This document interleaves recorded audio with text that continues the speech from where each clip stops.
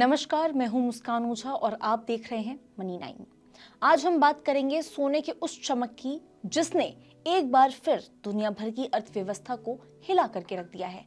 17 अक्टूबर को सोने की कीमत $4,381.58 पर औंस के रिकॉर्ड पर स्तर पर पहुंच गई है। इतिहास का सबसे ऊंचा स्तर। आमतौर पर जब कीमतें इतनी ज्यादा बढ़ती हैं तो खरीदारी धीमी पड़ जाती है, लेकिन इस बार ऐसा बिल्कुल नहीं हुआ। दुनिया के कई सेंट्रल बैंक्स ऐसे हैं जिसने ऊंची कीमतों के बावजूद सोना खरीदना जारी रखा। वर्ल्ड गोल्ड काउंसिल यानी WGC के हिसाब से अक्टूबर में कुल 53 टन ऑफ गोल्ड खरीदा गया है, जो सितंबर के मुकाबले 36% से ज़्यादा है। जनवरी से अक्टूबर तक की अगर हम बात करें तो कुल खरीद जो है यहाँ पे 254 टन ऑफ गोल्ड यहाँ पे खरीदा गया है। ये खरीद पिछले 3 सालों के हिसाब से काफ़ी धीमी है, लेकिन उभरते हुए देशों के सेंट्रल बैंकों की खरीद लगातार मजबूत बनी हुई है, क्योंकि आर्थिक अनिश्चितता के दौर में सोने को दुनिया का सबसे सुरक्षित निवेश माना जाता है।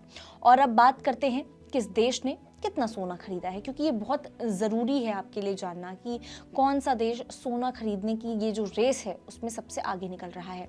अक्टूबर में सबसे ज़्यादा खरीद जो है वो पोलैंड की तरफ से की गई है, जिसने 16 टन सोना यहाँ पे खरीदा है, यानी 16 टन ऑफ गोल्ड यहाँ पे पोलैंड की तरफ से खरीदा गया है। और अपने रिजर्व में सोने की हिस्सेदारी को 30% तक पोलैंड ने बढ़ा लिया है।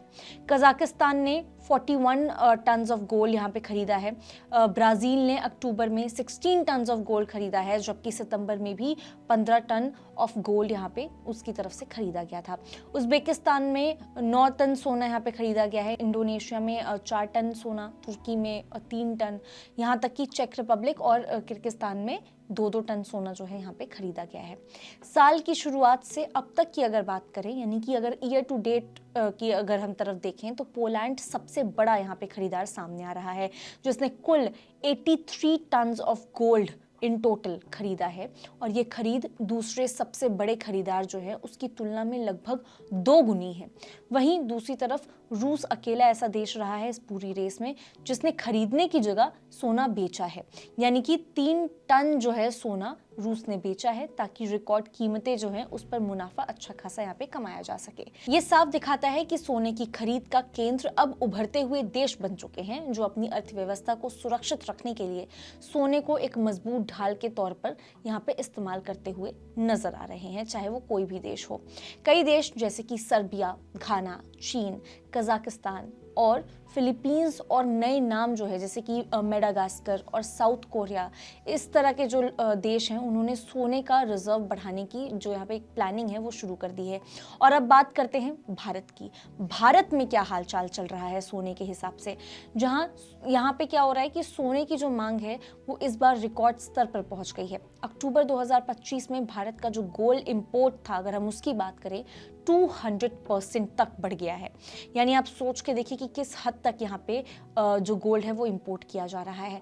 भारत में 14.7 बिलियन डॉलर्स जो है उसका सोना इंपोर्ट किया गया, जबकि अक्टूबर में 2024 की अगर हम बात करें तो यहाँ पे सिर्फ 4.9 बिलियन डॉलर्स था जो इंपोर्ट किया गया था। तो आप समझ सकते हैं कि कितना ज़्यादा यहाँ पे इजाफा आपको देखने को मिल रहा है।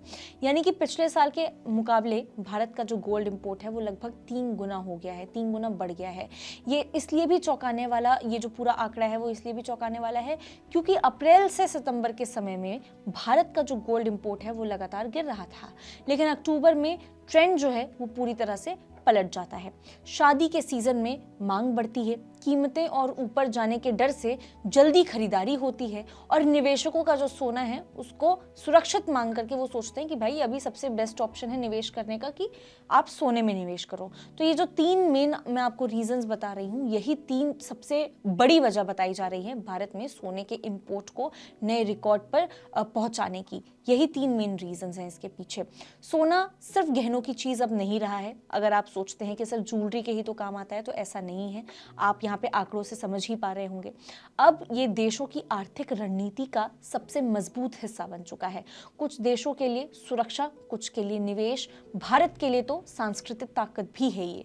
और ये आज की नहीं, हमारी तो बहुत सालों से ये परंपरा चलती आ रही है। सोना हमारे लिए सिर्फ एक धातु नहीं है, ये एक इमोशन का काम करता है और अब तो काफ़ी हद तक आपको ये आर्थिक सुरक्षा भी दे रहा है। अब आप इस बारे में क्या सोचते हैं? अपने थॉट्स आप हमें कमेंट करके ज़रूर बता सकते हैं। तब तक के लिए देखते रहिए मनी 9।